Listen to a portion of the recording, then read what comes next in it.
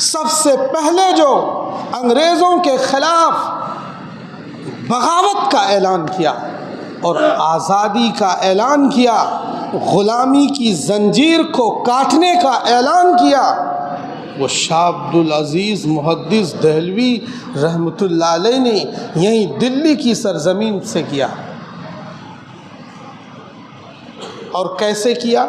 ऐसा नहीं था कि शाह अब्दुल अज़ीज़ के पास बहुत सी फ़ौज थी और बड़ा कारखाना था हथियारों का और बड़ी सी फ़ौज थी, आर्मी जवान थे उनके पास। नहीं, शाह अब्दुल अज़ीज़ ने बोरिए पर बैठकर ऐलान कर दिया और उनके शागिर्दों ने ये मैसेज पूरे मुल्क में चला दिया। और फिर जब अंग्रेज़ को पता लगा कि इस मुहिम को छेड़ने वाला हमारी दिल्ली में ही बैठा हुआ है, तो उसने उनके मदरसे की ईंट से ईंट बजा दी, नेस्तो नाबूद कर दिया, डेमोलेशन कर दिया, मस्जिद भी तोड़ दी, दिल्ली में गिरफ्तार कर लिया, दिल्ली से बाहर कर दिया, जहर दे दिया, बर्स की बीमारी हो गई और उसी में शहीद हो गए। लेकिन अपनी वफ़ात से पहले पहले अपने दो अज़ीमुश्शान शागिर्द को तैयार कर दिया। अपने इस मिशन को आगे बढ़ाने के लिए अपने दो बेहतरीन शागिर्द को तैयार किया, जिनमें से एक का नाम है अहमद शहीद बरेलवी। बरेलवी का मतलब राय बरेली के रहने वाले थे वो। बरेलवी का मतलब वो वाले बरेलवी फ़िरका वाले नहीं, राय बरेली के थे। राय बरेली मौलाना अली मियां नदवी रहमतुल्लाह अलैह के आबा व अजदाद में आते हैं, अहमद शहीद बरेलवी। और दूसरे शाह अब्दुल अज़ीज़ ने अपने ही ख़ानदान के एक फ़र्द इस्माइल शहीद को, दोनों साथियों को कमान दिया और कहा कि इस आज़ादी के मिशन को आगे बढ़ाओ। और दिल्ली से निकल कर ये आज़ाद कबाइल में चले गए। सूबा सरहद जो पाकिस्तान में लगता है, जिधर आज़ाद कबाइली लोग रहते हैं, सूबा सरहद में जाकर अपने जंग का मैदान अंग्रेज़ों से बनाया, क्योंकि अंग्रेज़ की हुकूमत उधर भी थी, ये पूरा हिंदुस्तान ही था, पूरा भारत ही था। तब सूबा सरहद में अंग्रेज़ों से लड़ते लड़ते सूबा सरहद के आगे पंजाब बालाकोट में, बालाकोट पंजाब में एक जगह है, बालाकोट में सिखों से लड़ाई हो गई। उन सिखों से जिन सिखों का तालमेल और मुआहदा, जिनका एग्रीमेंट अंग्रेज़ से था, जो अंग्रेज़ की हिमायत करते थे। सारे सिख नहीं करते थे, लेकिन उन सिखों से मुकाबला हुआ जो अंग्रेज़ से मुआहदा किए हुए थे, उनकी हिमायत करते थे। और इत्तेफाक से बालाकोट की पहाड़ी पर दोनों ही शहीद हो गए।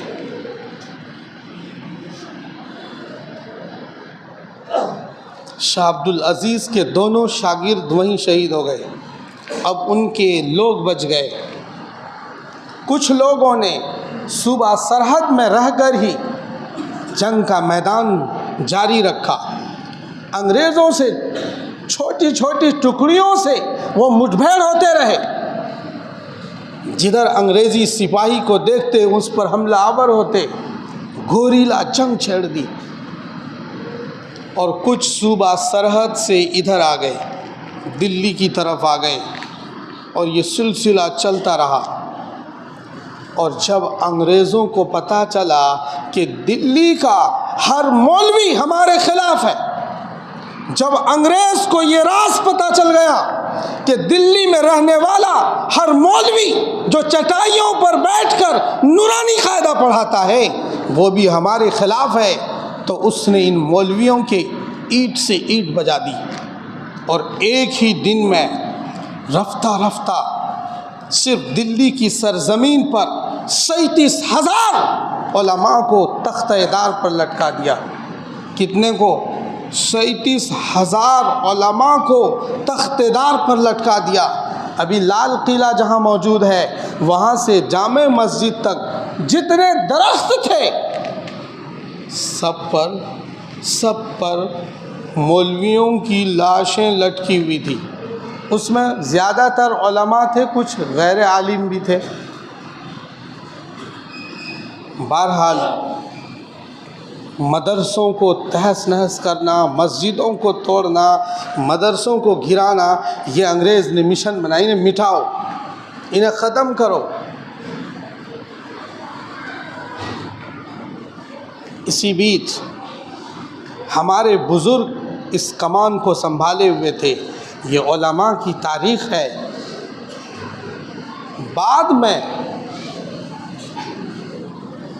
ये 1803 से होते होते 1857 तक हज़ारों उलमा शहीद हो गए, हज़ारों।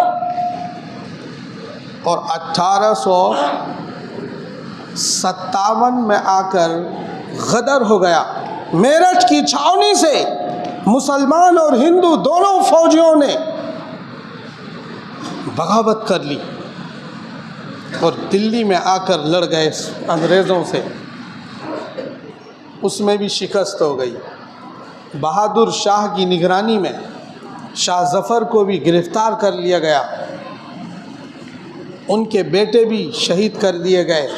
बहरहाल ये 1857 की नाकामी के बाद अब इन बुज़ुर्गों को लगा कि अब तो लड़ने वाले लोग ही नहीं रहे हमारे पास। आम पब्लिक क्या लड़ेगी? आम पब्लिक नहीं लड़ती, आम पब्लिक की हिमायत होती है।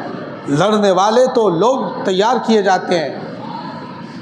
जब इन उलमाओं को लगा कि अब सर्द हो गया है मामला, और एक्चुअली सर्द नहीं हुआ था, अब मिशन चेंज कर दिया। 9 साल के बाद 1857 के 9 साल के बाद 66 में 1866 में दारुल उलूम देवबंद एक गांव का नाम था, वहाँ एक मदरसा बनाया। उस मदरसे में तालीम शुरू की, और वो मदरसा नहीं था, हज़रत शेखुल हिंद वहाँ के पहले शागिर्द हैं, पहला स्टूडेंट वहाँ का है वो, और बाद में वो उस मदरसे के सदर भी बने। वो कहते हैं कि हमारे उस्ताद ने हमें समझाया कि ये पढ़ने के लिए सिर्फ जगह नहीं है, ये इसलिए खुला है कि ये एक फैक्ट्री है जिसमें अंग्रेज़ों की ग़ुलामी की जंजीर को काटने के लिए फौलाद तैयार किए जाएंगे। और तुम्हें इस बात का ध्यान रहे कि अंग्रेज़ की ग़ुलामी हराम है, तुम्हें बड़े होकर इस पर काम करना है, इसकी मेहनत करनी है। और फिर दारुल उलूम देवबंद में काम शुरू हो गया और बच्चे तैयार होने लगे, उसके शागिर्द तैयार हुए। उनके शागिर्दों ने जो कारनामा अंजाम दिया उसकी बात ही क्या है, उसकी बात ही क्या है। मौलाना उबैदुल्ला सिंधी हज़रत शेखुल हिंद के शागिर्दों में हैं, मौलाना हुसैन अहमद मदनी उनके शागिर्दों में हैं, और उनके तर्ज पर चलने वाले सारे उलमा जो तैयार हुए नई फैक्ट्री से। इन्होंने अंग्रेज़ों के ख़िलाफ़ जो मिशन चलाया, यहाँ से लेकर आज़ाद कबाइल सूबा सरहद तक अंग्रेज़ों की नींद हराम कर दी। जगह जगह तहरीक छेड़ दी, जगह जगह अफराद तैयार किए। इस तरह से हमारे बुज़ुर्गों ने इस मुल्क को आज़ादी में, हमारे बुज़ुर्गों ने इस मुल्क की आज़ादी में कुर्बानियाँ दी। इसका ये मतलब नहीं है कि सिर्फ देवबंदी उलमा ने कारनामा अंजाम दिया, औरों ने भी दिया। हम फ़िलहाल आपको अपने लोगों की बात बता रहे हैं, लेकिन ज़्यादा बड़ा कारनामा और ज़्यादा बड़ी तहरीक ये संभल में मुरादाबाद के एरिए में एक नवाब मज्जू खान रहते थे। उन्होंने भी अंग्रेज़ के ख़िलाफ़ मुहिम छेड़ दी। इत्तेफाक से वो गिरफ़्तार हो गए। गिरफ़्तार होने के बाद अंग्रेज़ों ने घोड़े के टाप में रस्सियों से बांध दिया और घोड़ों को दौड़ा दिया। उसके जिस्म के परखचे उड़ गए, टुकड़े टुकड़े हो गए बॉडी के, और बाद में बेजान आज़ा को भी भट्टियों में जला दिया। बेजान आज़ा को भी भट्टियों में जला दिया। इस तरह से हमारे बुज़ुर्गों ने कुर्बानियाँ पेश की हैं।